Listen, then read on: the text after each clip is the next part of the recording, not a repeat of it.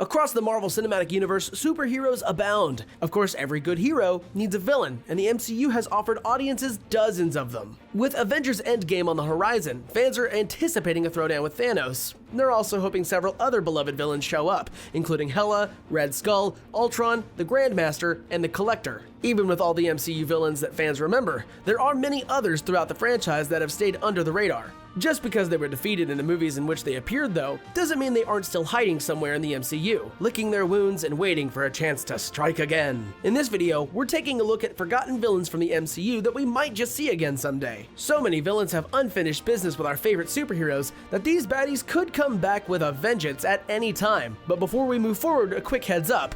If you're behind on the MCU movies, you may encounter some spoilers ahead. You've been warned.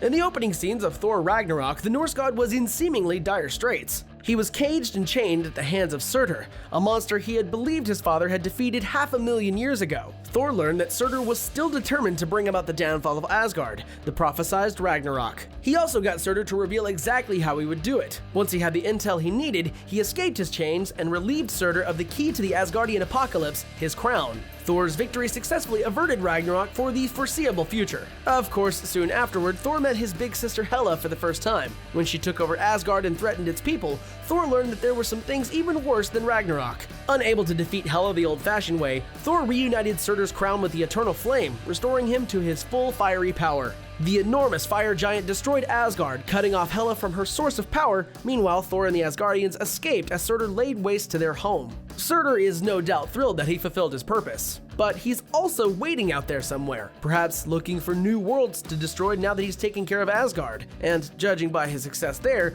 Surtur could be quite a handful if he appears again. While the MCU movies have an amazing track record, the biggest dud of the group was 2008's The Incredible Hulk. Yet, overlooking that movie also means overlooking the villains it introduced, and a couple of them are still at large in the MCU. Emil Blonsky was an aged former Special Ops commando who was trying to help General Ross bring down the Hulk in the movie.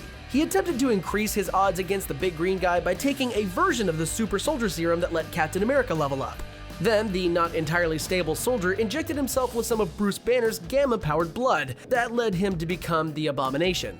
The bulked-up Abomination went toe-to-toe with the Hulk. Hulk eventually emerged triumphant, but not before the pair pretty much destroyed Harlem. Since his defeat, Blonsky has been held by the US military in a cryocell in Alaska. At one point, General Ross championed the idea of Blonsky joining the Avengers Initiative. Fortunately, that never happened, but that doesn't mean that Blonsky won't get out someday to destroy more cities.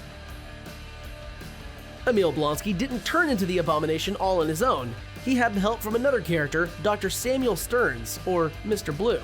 Stearns spent the entirety of the Incredible Hulk using his scientific knowledge to attempt to help Bruce Banner and then Blonsky. That is until his final moments of the film, in which some of Banner's gamma-irradiated blood dripped into a recent head wound that he had sustained. As he lay there, the character grinned maniacally as his head started to expand. The implication was that Stearns was turning into the Leader, one of Hulk's major nemeses in the comics. While Stearns isn't seen on screen again in all his big-headed glory, Black Widow encountered him in a comic prelude to 2012's The Avengers. In that story, he took a bullet to the leg and ended up in the custody of S.H.I.E.L.D. With his gamma-powered brain, though, the Leader has super intelligence, and he could use that to break free at any time. In Doctor Strange, the main villain was a sorcerer gone bad, Kesselis. To those who remained at Kemartaj, Kesselis and his followers went against everything they believed in. One of the most diehard believers in the teachings of Kemartaj was Mordo, who passed on his wisdom to Strange. While Mordo and Doctor Strange spent the movie as allies and friends, the film's post-credit scene indicated that that would change. In the course of the film, Mordo learned that his beloved master, the Ancient One, had been drawing her power from the Dark Dimension. Then he saw Doctor Strange break the laws of time and space to create a time loop to save Earth from Dormammu. By the end of the film, he'd become disenchanted with the careless ways sorcerers use their magic. So he made it his mission to limit its use by taking it from other sorcerers. All that magic has to go somewhere though, and it's probably helping Mordo become as magically powerful as Doctor Strange, the Sorcerer Supreme. If that's the case, and Doctor Strange is no longer dust after Endgame, the good doctor will likely encounter Mordo again, and this time it won't be his friends. Another Doctor Strange villain we might see again is the ruler of the Dark Dimension himself, Dormammu. Dormammu spent most of the movie in the shadows pulling the strings of Kesselis. When he eventually did make his entrance, he was soon bested by Doctor Strange's quick thinking. Realizing he had no choice, Dormammu promised Strange that he'd never return to Earth. Then he just left. This is a ridiculously powerful dimension-ruling being we're talking about though, and he's looking to expand his empire. What are the chances he'll really stay away from Earth for good? Arnim Zola was the true believer Hydra scientist and right-hand man to Red Skull in Captain America: The First Avenger. By the present day of Captain America: The Winter Soldier, he should have been long gone. However, he made a surprise return in the movie when Cap and Black Widow discover his consciousness had been transferred into a computer. Zola tells them all about what made Hydra's survival possible and its infiltration of S.H.I.E.L.D. Then he tried to blow them up. Of course, the computer where he appeared was destroyed in the process. But really, what are the chances that someone who was living in a computer didn't have a contingency plan for just that kind of scenario? It's fair to think that Zola's still around in some form, just waiting to menace Cap and deliver exposition once more.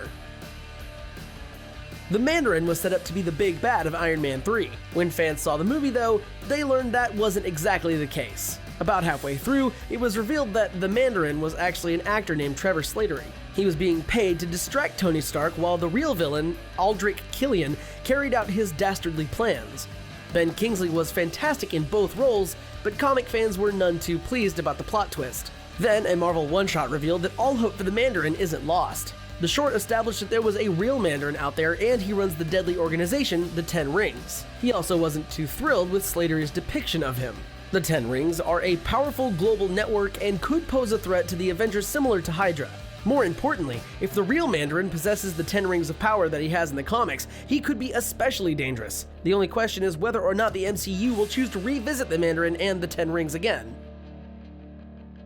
The villain behind the superhero throwdown in Captain America: Civil War turned out to be a man with no superpowers at all, Helmut Zemo. Zemo wasn't entirely evil though. He was a man whose wife and son lost their lives in the Battle of Sokovia. He blamed the Avengers for what happened to his family, so he hatched a plan to get revenge on the group by pitting them against each other. Zemo's plan was surprisingly successful. Satisfied with what he'd accomplished after he watched Captain America and Iron Man go their separate ways, Zemo tried to take his own life. He was stopped by Black Panther and taken into custody. That means he's still out there. He's already proven that he's a master of manipulation. What are the chances that if he realizes the Avengers are fighting together again, that he was able to let it go?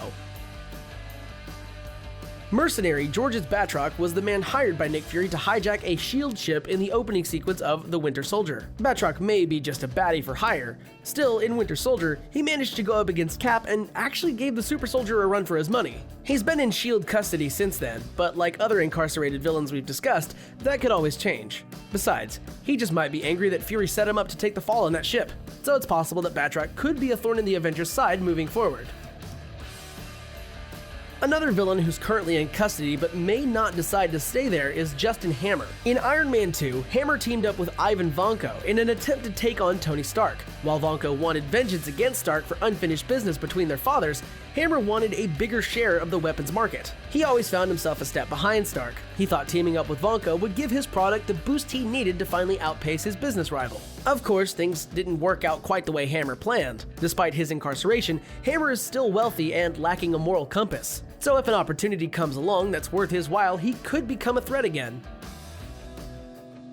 The main villain of Spider-Man: Homecoming was the Vulture, but the movie included several other comic rogues. One of those was Phineas Mason, who's also known as the Tinkerer. In Homecoming, Mason was the tech genius who created the gadgets used by the Vulture and his gang. Mason eluded capture at the end of the movie, and is still out there somewhere. And wherever he is, he still has the Chitauri technology and the ability to make new weapons with it. So we'll probably see him again. Whether he's selling his inventions to the highest bidder or working as a criminal's tech whiz, he could cause problems for our heroes, not to mention fill Ulysses Claw's shoes. Another villain who popped up in Homecoming was Scorpion. Of course, in the movie he was still Mac Gorgon and never got the chance to go into full battle mode. Instead, he made a brief appearance in the ferry sequence to buy weapons from Adrian Toomes. The buy is interrupted before it goes through, and Gorgon ends up scarred and in prison. The character is seen again when Toomes is imprisoned alongside him in the movie's post-credit scene. Gorgon blames Spider-Man for his situation, and he heard that Toomes knows the identity of the web-slinger. Needless to say, he wants the info. Given the tantalizing cliffhanger, it's likely that Scorpion will play a much bigger role in the Spider-Man movies in the future. The last villain on our list is Ayesha, the high priestess of the alien race known as the Sovereign. In Guardians of the Galaxy Volume 2, Ayesha was left angry and vengeful when the Guardians— okay, it was only Rocket— stole from her people. She attempted to go after the gang several times, but they always managed to evade her. Given Ayesha's pride, she's not the type to let the Guardians' insolence go. In one of the movie's post-credit sequences, the Golden Girl reveals that she's been working on a special project. She has created a being more beautiful and powerful than even the Sovereign themselves. The being she's referring to is Adam Warlock, and under Ayesha's influence, he could prove to be a major threat in the future. Not that Ayesha's any slouch herself. Between her intellect and the Sovereign's resources, she could just keep coming after the Guardians on her own. Adding the super powerful Adam into the mix could give her the edge she needs to erase them from the universe, and take on any other heroes who try to stand in her way. All these villains may be down right now, but they're certainly not out, so don't be surprised if they turn up in the MCU's next phase. Are there any villains still lurking in the MCU that we forgot to mention? Let us know in the comments. And don't forget to subscribe to The Binger so we know to keep you posted on our latest and greatest videos. Thanks for watching.